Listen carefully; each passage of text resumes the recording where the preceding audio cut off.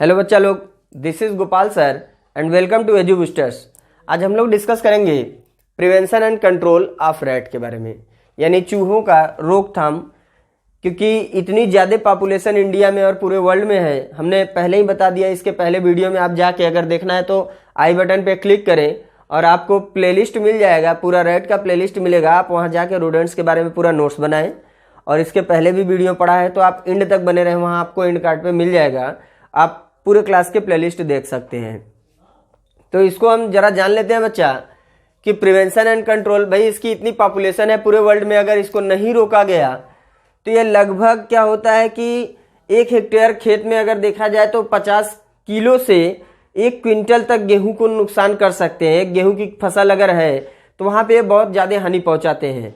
और कुछ जगहों पे क्या होता है, सारे फसल को ये काट काट के नष्ट कर देते हैं। जैसे इस समय आलू का फसल उगाया जा रहा है, पूरे खेत की ही ये अपने आप खुदाई कर देते हैं। समझ लो एक्स्ट्रा खुदाई हो जाता है उस खेत में और आलू का फसल होने से पहले ही नष्ट हो जाता है। गन्ने के खेत को नष्ट कर देते हैं। धान के फसल में देखो, अगर कटाई लगा होगा तो इस समय वहाँ पे बहुत सारे फसल को नष्ट कर देते हैं। तो ये बहुत ज़्यादा नष्ट करते हैं फसलों को, तो इसके द्वारा बहुत ज़्यादा डैमेज आपको देखने को मिलेगा। और बहुत सारे डिजीज़ को भी ये कैरी करते हैं, इसलिए इनका रोकथाम बहुत जरूरी है। और इसके रोकथाम के लिए कुछ मेथड दिए गए हैं, क्या क्या है जरा उस पर ध्यान दिया जाए। There are following methods use for prevention and control of rat, यानी चूहे को रोकने के लिए बहुत सारे मेथड यूज किए गए हैं। क्या क्या है जरा देख लेते हैं। इसमें फर्स्ट ऑफ ऑल पहली जो पॉइंट है वो है फिजिकल मेथड, दूसरी है केमिकल मेथड और तीसरे पे है बायोलॉजिकल मेथड। बच्चा यहाँ पे हम कहेंगे जो फिजिकल मेथड है इसमें 2 प्रकार की मेथड यूज होती है। एक अल्ट्रासोनिक वेव है, वेव आप जानते ही हो, तरंगों को गुजार के। और दूसरा है ट्रैप मेथड। ट्रैप मतलब ट्रैप वाला गेम भी आप लोग खेले होंगे, पकड़ने वाला। तो ये पकड़ने का एक खेल ही समझ लो चूहे के साथ खेला जाता है कि उसको कैसे कैच किया जाए। तो चलते हैं फिजिकल जो वेव है, पहले इसको देख लिया जाए। जो फिजिकल वेव है यहाँ पे क्या होता है, हमने पहले ही बोल दिया, जैसे आप फिजिक्स केमिस्ट्री बायो पढ़ते हो वैसे ही यहाँ पे इस मेथड को दिया गया है, physical, chemical and biological. Physical में आप सिंपली वो जान लो, जैसे आप फिजिक्स में पढ़ते हो जितने टूल्स और टेक्निक वाले यूज होंगे वो सब फिजिकल आएंगे। जहाँ पे दवा, पेस्टिसाइड, केमिकल कुछ यूज होगा वो केमिकल में आ जाएगा। बायोलॉजिकल में वो होगा जहाँ पे किसी एनिमल के द्वारा कुछ कार्य कराया जाए वो बायोलॉजिकल होगा। समझ में आया? तो यहाँ हम देख लेते हैं बेटा, जो फिजिकल है, there are some physical method use for control of rat. यहाँ पे कुछ फिजिकल मेथड है जो दिए गए हैं, सॉरी एस की तरह लग रहा है ये फिजिकल, PH। कुछ फिजिकल मेथड है जिसके द्वारा पकड़ा जा सकता है चूहों को या मारा जा सकता है। वो क्या है, इसको कंट्रोल करने की क्या विधि है वो जरा देख लेते हैं। पहली है अल्ट्रासोनिक वेव। ये एक ऐसी वेव होती है, तरंगे होती हैं। जैसे आप टावर आपके एरिया में होगा तो आपको मालूम ही होगा, उसके टावर का इफेक्ट इनडायरेक्टली हम लोगों को पड़ता है। डायरेक्टली तो हम लोग नहीं समझ पा रहे हैं, लेकिन इनडायरेक्टली आप कह सकते हो पड़ता है। उसकी जो तरंगे होती हैं उससे पक्षियां, मध, हनी बी, वो और चमगादड़ देख रहे हो विलुप्त होते चले जा रहे हैं, क्योंकि उसकी फ्रिक्वेंसी हमको नहीं समझ में आती है। उसकी फ्रिक्वेंसी की जो ध्वनि होती है वो उनको इफेक्ट कहीं ना कहीं पहुंचाता है और वो क्या करते हैं, अपने माइग्रेशन से भटक जाते हैं और इधर उधर बिखर जा रहे हैं। तो उस अपने रेंज में वो गायब हो जा रहे हैं। टावर आसपास जहां भी है उसके आसपास ये नहीं दिखलाई देंगे, धीरे धीरे गायब होते चले जा रहे हैं। तो वो आप लोग ऑलरेडी एक मूवी भी आया था, शायद कोई अक्षय कुमार की मूवी थी, उसमें ये चीज दिखाया भी गया था कि बहुत से कीट फतिंगे नष्ट हो रहे हैं। भाई ये इकोलॉजिकल बैलेंस डिस्टर्ब होगा कि नहीं? कोई भी कीट फतिंगा जाएगा तो उस पर डिपेंड जो पक्षी है वो जाएंगी, पक्षी जाएंगी तो ऑलरेडी बहुत सारे क्रॉप हम लोगों के जाएंगे, फसल जाएंगे। कीट फतिंगों के और पक्षियों के जाने से फसलों का बहुत ज्यादा हानि होगा। वैसे ही यहाँ पे क्या है कि जो वेव है अल्ट्रासोनिक वेव, ये एक तरंग है जिसको क्या होता है कि फील्ड में गुजारा जाता है। फील्ड में इस तरंग को गुजारने से क्या होता है, इसके जो वेव निकलते हैं, इसकी तरंगों की जो ध्वनि होती है, ये चूहों को कुछ पल के लिए एकदम साइलेंट कर देता है और ये अपने होल से ऑटोमेटिकली बाहर आ जाते हैं, या कहीं छुपे होते हैं वहां से बाहर आ जाते हैं और कुछ पल के लिए एकदम शिथिल से पड़ जाएंगे। मान लो कि ये कोमा में चले गए, मतलब कोमा का मतलब ये है कि ये एकदम ना के बराबर इनकी कार्य हो जाती है। कुछ तो डेड भी कर जाते हैं इसके वेव से और कुछ इधर उधर एकदम निष्क्रिय अवस्था में पड़े रह जाएंगे, तो आप आसानी से उनको पकड़ के दूसरी जगह पे छोड़ सकते हो। तो ये एक विधि है अल्ट्रासोनिक वेव की, जिसमें न तो फसल को हानि होती है, न किसानों को कोई, न इंसान को कोई हानि होती है। हाँ, इनको यहाँ से हटाया जा सकता है। हाँ, एक बात जरूर है कि ये बहुत कॉस्टली मेथड है, इसका यूज हर जगह हर कोई नहीं कर सकता। देख लेते हैं क्या है। Ultrasonic wave are much powerful killer of rat without any damage, यानी बिना किसी नुकसान के बहुत अच्छा मारने वाला इलाज है, जो क्या कर सकता है कि चूहों को मार सकता है।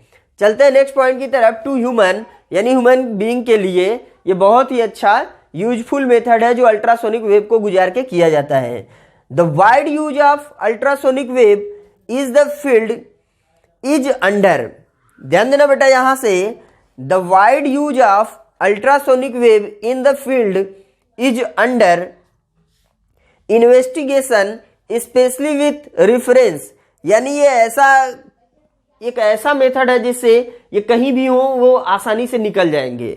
इनको एकदम आसानी से क्या किया जा सकता है, ट्रैप किया जा सकता है, पकड़ा जा सकता है, यानी उस फील्ड एरिया से इनको निकाला जा सकता है। Reference to its effect and high cost of this method for field use, यानी ये बहुत ज्यादा लागत में फील्ड में यूज किया जा सकता है। ये नॉर्मल नहीं है कि नॉर्मली कोई भी कहीं भी खेत में लगा के चूहों को निकाल के पकड़ सके। तो ये एक फिजिकल मेथड है जहां पे एक अल्ट्रासोनिक वेव को गुजारा जाता है, जिसकी तरंगों की एक अपनी ही ध्वनि होती है, जो हमारे लिए हार्मफुल नहीं होता लेकिन उन चूहों के लिए होता है, जिससे वो कहीं ना कहीं शिथिल से पड़ जाते हैं और उनको आसानी से कैच किया जा सकता है उस ध्वनि से। क्योंकि जब हम उस तरंग को गुजारेंगे तो कुछ तरंगे ऊपर की तरफ होंगी और कुछ धरती से अटैच होके जाएंगी, और उसका वेव जो होगा वो उन्हीं को इफेक्ट पहुंचाएगा और वो तुरंत होल से बाहर आ जाएंगे, जिससे आप आसानी से कैच करके उन्हें दूसरे एरिया में छोड़ सकते हो, या फिर वो डेड भी कर जाते हैं कुछ। नेक्स्ट है trap method.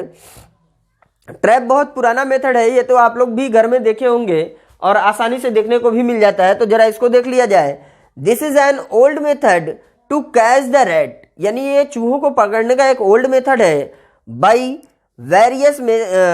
Various mechanical devices the useful and common trap are as follows, यानी ये क्या है, एक बहुत पुराना मेथड है। कॉमनली आप जान लो ट्रैप क्या है।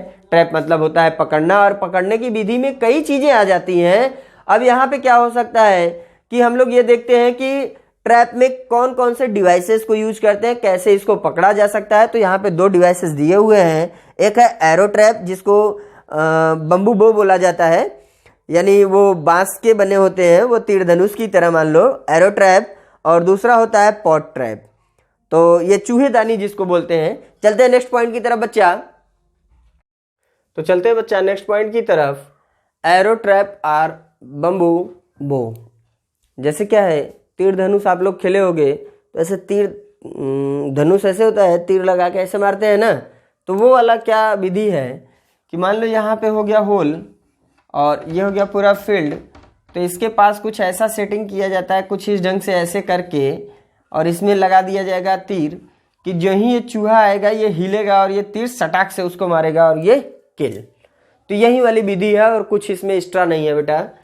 तो यहाँ पे देख लेते हैं। इट इज लोकल एंड, ये बहुत लोकल है, मतलब लोकल का मतलब लोकल और ओरिजिनल और लोकल नहीं देखना है, यह लोकल मेथड है, जनरली कॉमन यूज किए जाने वाला। It is local and very common in southern India, यानी दक्षिण भारत की तरफ ये मेथड ज़्यादा यूज किया जाता है बेटा। नेक्स्ट पॉइंट है, it is triangular bamboo stick fix on बरो साइड, यानी जहाँ पे होल होता है इसके साइड में एक ट्रायंगुलर ऐसे धनुष बाण लगा दिया जाता है, जिससे वो जाके सटाक से बाण उसके ऊपर लग जाए, यानी तीर लग जाए, एरो लग जाए और चूहा किल हो जाए। तो एक कॉमन मेथड है। A piece of food are set for the rat, as a result rat outside rat automatically trap and kill. भाई जैसे हमने बोला कि ये हो गया तीर धनुष, लगा दो अच्छे से निशाने पे, ये ऐसे सेट किया जाता है, ऐसे लगा के स्टिक यहाँ स्टिक यहाँ, और ये थोड़ा सा खींच के ऐसे लगा रहता है, और इस पे ऐसे एरो लगा दिया जाता है और ये हो गया होल, जहाँ पे बरो है, चूहे का बरो, यहाँ से चूहा निकला और इस धागे की कुछ न कुछ संरचना ऐड की रहती है। ये यहाँ पे कोई रोटी का पीस या किसी चीज़ खाने वाले टुकड़े का पीस लगा दिया जाता है और ये धागा उससे अटैच होता है। जो ही ये इसको कैच करेगा आके, ये धागा खींचेगा और धनुष सटाक से बाण वहाँ पे जाके लग जाएगा, तो चूहा क्या होगा, किल कर जाएगा। तो चलते हैं बेटा नेक्स्ट पॉइंट की तरफ। नेक्स्ट है पॉट ट्रैप, चूहेदानी जिसको बोला जाता है। द पॉट यानी जो चूहेदानी है, विच हैव लीड, इसके पास एक ढक्कन होता है, ऐसे ऐसे होता है, ऐसे रहता है ओपन, यहाँ पे ऐसे रोटी का टुकड़ा लगा रहेगा।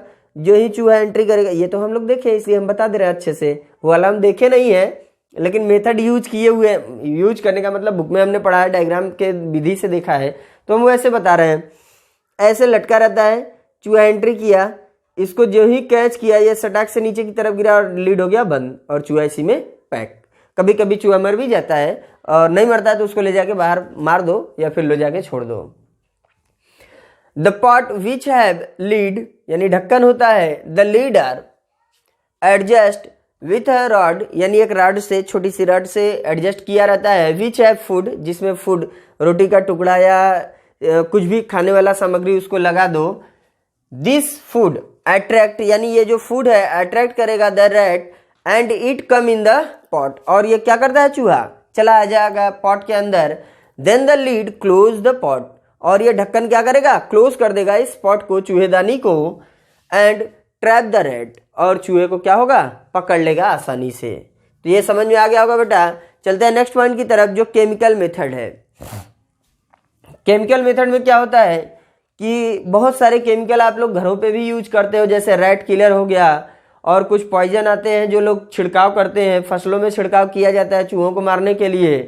तो वो सब क्या है कि एक केमिकल मेथड है जिसमें कुछ धुओं का यूज किया जाता है, फ्यूमिगेशन किया जाता है, धुएं निकाले जाते हैं, बनाए जाते हैं सॉरी, जिससे चूहे क्या होते हैं कि सफोकेशन के कारण मर जाते हैं या फिर बाहर आ जाएंगे होल से और पकड़े जाएंगे।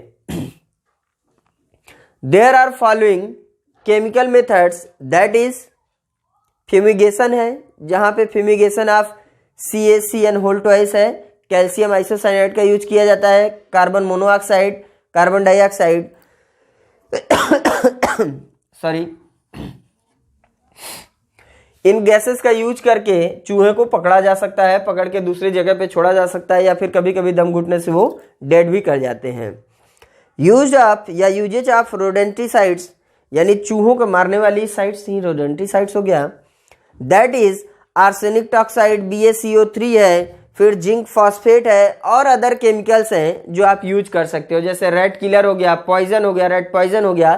तो ये सब केमिकल क्या हो जाते हैं, यूज किए जाते हैं केमिकल मेथड में, जो चूहों को पकड़ने के लिए होता है। हमने पहले ही बोल दिया, एक फिजिकल मेथड जहां पे आपने देखा एरो वाला, धनुष बाण वाला, एक पॉट चूहेदानी वाला, और इसके बाद केमिकल मेथड जहां पे अभी आपने कुछ धुओं को यूज करके उन्हें पकड़ने की कोशिश की। देन यूज ऑफ रोडेंटिसाइड्स यानी कुछ रोडेंटिसाइड्स चूहों को मारने वाली दवाओं का यूज करके आपने कुछ दवा, मतलब उसके लिए केमिकल ही है, जैसे आर्सेनिक टॉक्साइड बहुत फेमस होता है, और जिंक फॉस्फेट है जो ज्यादातर यूज किया जाता है। तो चलते हैं बेटा बायोलॉजिकल मेथड की तरफ।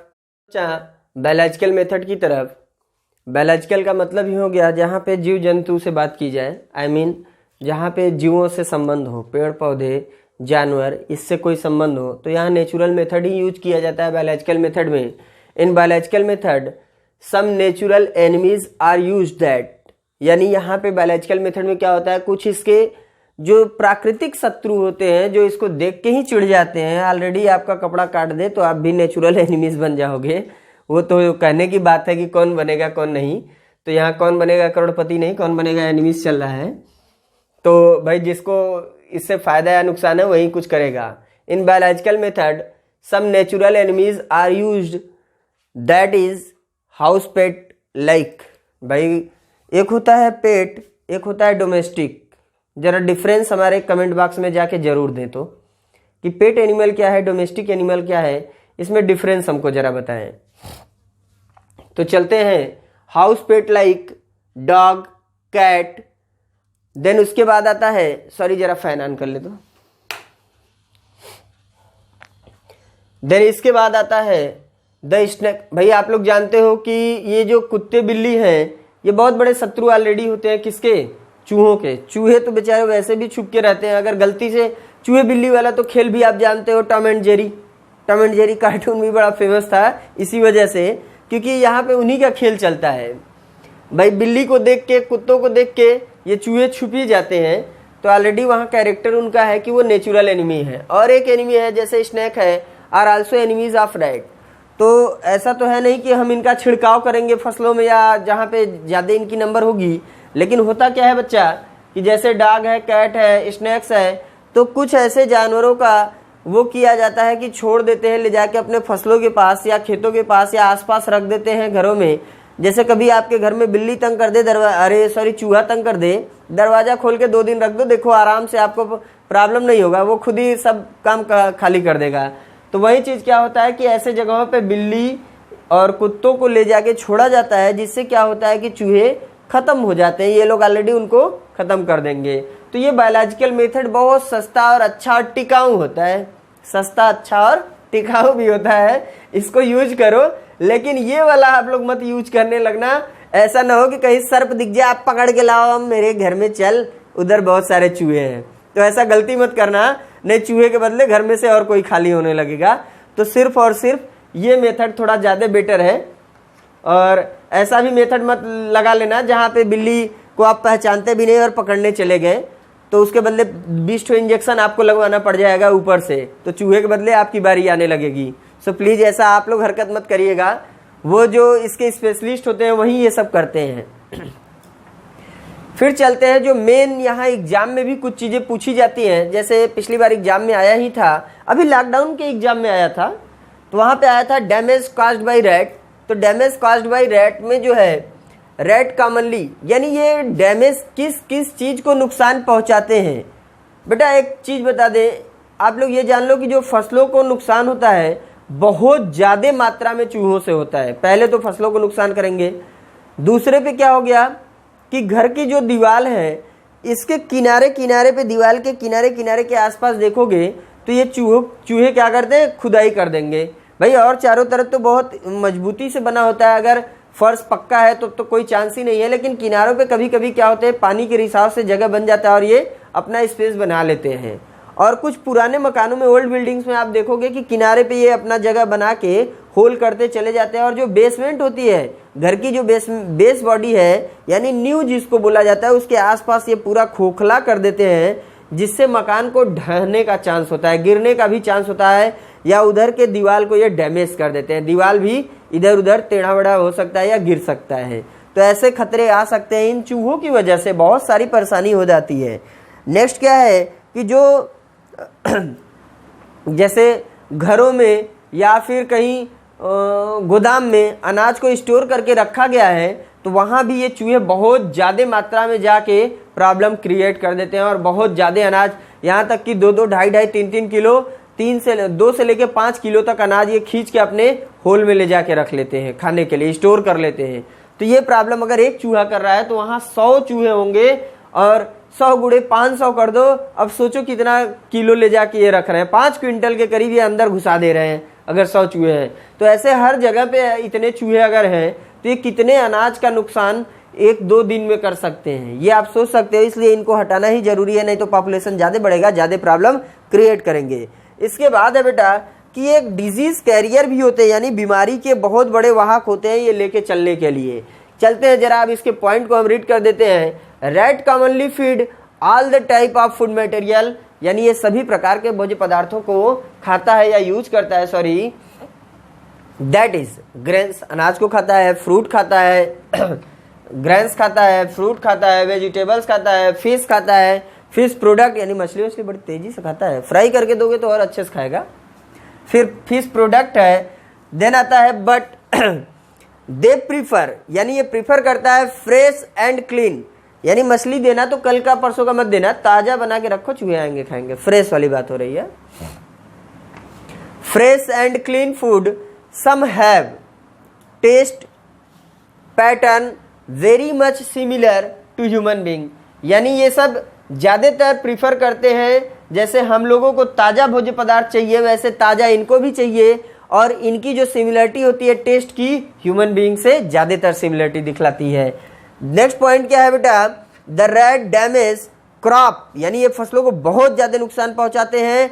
The first attack of rat on cereals, यानी जो दलहनी फसलें होती हैं उस पर बहुत तगड़ा इनका अटैक होता है, जैसे चना मटर ये सब हो गया, तो इस पर बहुत तेजी से अटैक करेंगे और उसको खा पी के खाली कर देते हैं।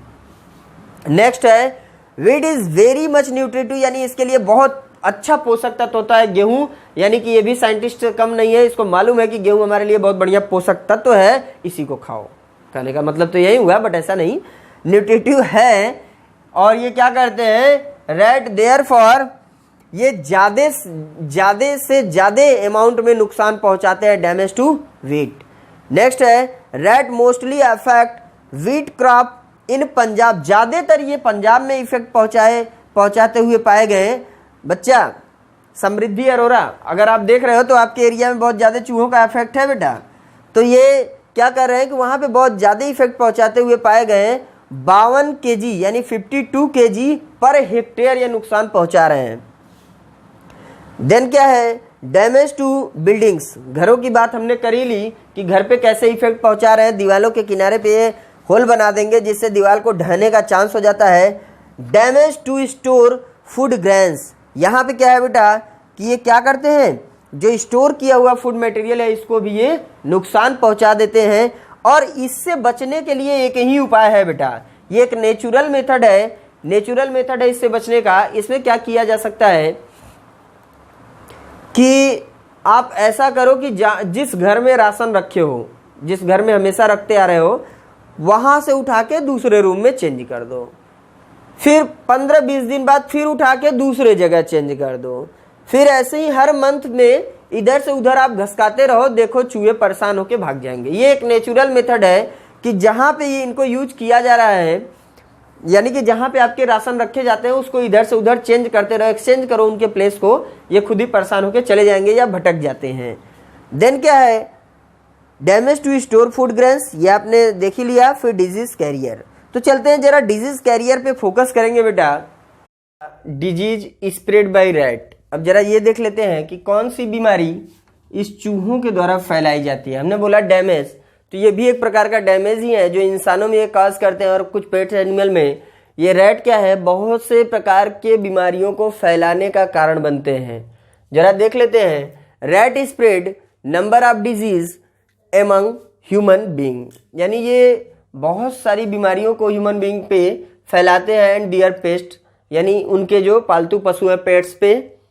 The disease are spread by damaging grains, यानी ये स्प्रेड कैसे होता है, जो ग्रेन्स हम लोग खा लेते हैं, अनाज जो है राशन जो है उसमें चूहे अपना नुकसान किए हुए हैं, जूठा मीठा किए हैं, उनके सलाइवा गिरे हुए हैं, प्लस उनके फीकस गिरे हुए हैं, यूरिन गिरा हुआ है, तो वो कहीं ना कहीं अगर जो यूज कर ले रहे हैं तो वो नुकसान का कारण बन सकता है। फ्रूट्स है, वेजिटेबल है, जिसको ये जूठा किए हुए हैं उनके सलाइवा में कुछ भी हो सकता है। ETC there are 22 disease of man and other animal are known to be transmitted by rat, यानी 22 ऐसे बीमारी हैं जो एनिमल में और ह्यूमन बीइंग में आप कह सकते हो कि कैरी करके रैट लाता है। नेक्स्ट है they are reported to carry different kind, यानी आप ये कह सकते हो यहाँ पे क्या है कि अभी तक जो जाना गया है बहुत से प्रकार के बीमारियों को और बहुत से प्रकार के लाइस, जैसे जूं हो गया, इंसेक्ट हो गए, फ्लाइज हो गए, बैक्टीरिया हो गए, वायरस हो गए, इसको ये कैरी करता है।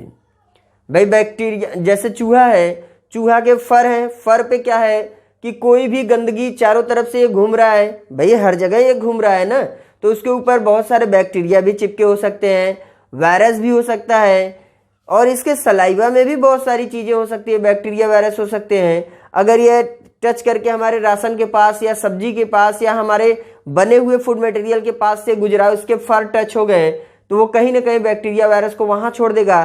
प्लस नहीं वो छोड़ रहा है, ये अपने रूम में एंट्री मार गया हम लोगों के बिस्तर के आसपास, तो इसके ऊपर बहुत सारे छोटे छोटे लाइस होते हैं, फ्लाइज होते हैं, जो उसके शरीर से गिर के हमारे बिस्तर पे, हमारे कपड़े पे, हमारे शरीर पे आ सकते हैं, जो बीमारी का कारण बन सकते हैं। चलते आगे देखते हैं। They are reported to carry different kind of lice, flies, bacteria and virus. जैसे जू है, मक्खियां, बहुत से प्रकार की फ्लाइज हैं जो इसके ऊपर बैठी रहती है, उड़ती रहती है, टिप टिप टिप टिप, और इंसानों को नुकसान पहुंचा सकती हैं।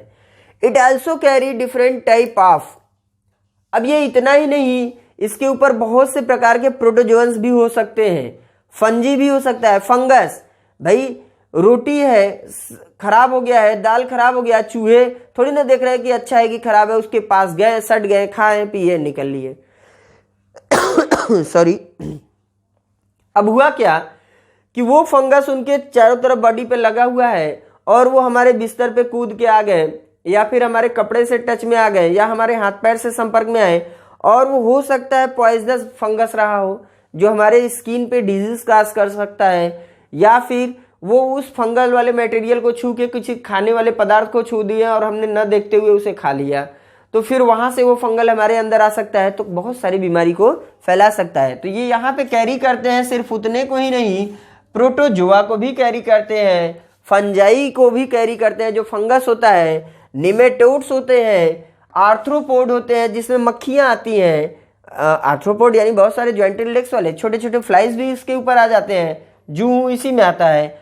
काजेस सेवरल डिजीज लाइक, यानी ये सब जो कैरी करके यहां से यहां तक लेके चल रहा है चूहा, वो नॉर्मल चीजें नहीं है, वो बहुत सारी बीमारी को कॉज करते हैं। जैसे ब्यूबोनिक प्लेग है, प्लेग को हमने बताया था, कल के वीडियो में दे दिया था कि पास्टुरेला पिस्टिस जो यहाँ पे लाइस है उसके साथ ये गुजरते हैं, ये इसके ऊपर पाया जाता है। अब उस पास्टुरेला पेस्टिस के अंदर बैक्टीरिया होता है यार्सेनिया पेस्टिस। ये यार्सेनिया पेस्टिस जो है बैक्टीरिया, ये उसके काटने से हमारे अंदर एंट्री कर जाएगा, चूहे के काटने से नहीं, वो जो फ्लाई है उसके ऊपर पाया जा रहा है, लाइस भी कह सकते हैं, जू की तरह होता है, वो काटेगा अगर हमको, तो हमारे अंदर, उसके अंदर से पास्टुरेला पेस्टिस के अंदर से बैक्टीरिया हमारे अंदर आ जाएगा। उस बैक्टीरिया का नाम है यार्सेनिया पेस्टिस, और ये काज करेगा प्लेग, जो 1935 से 1995 तक देखा गया। बीच बीच में ये अपनी प्रकोप को फैलाता गया, जो महामारी के रूप में अचानक से फैल गया कई कई जगहों पे। जैसे पूना में ये फैला हुआ था 1940 से 45 के बीच में, एक महामारी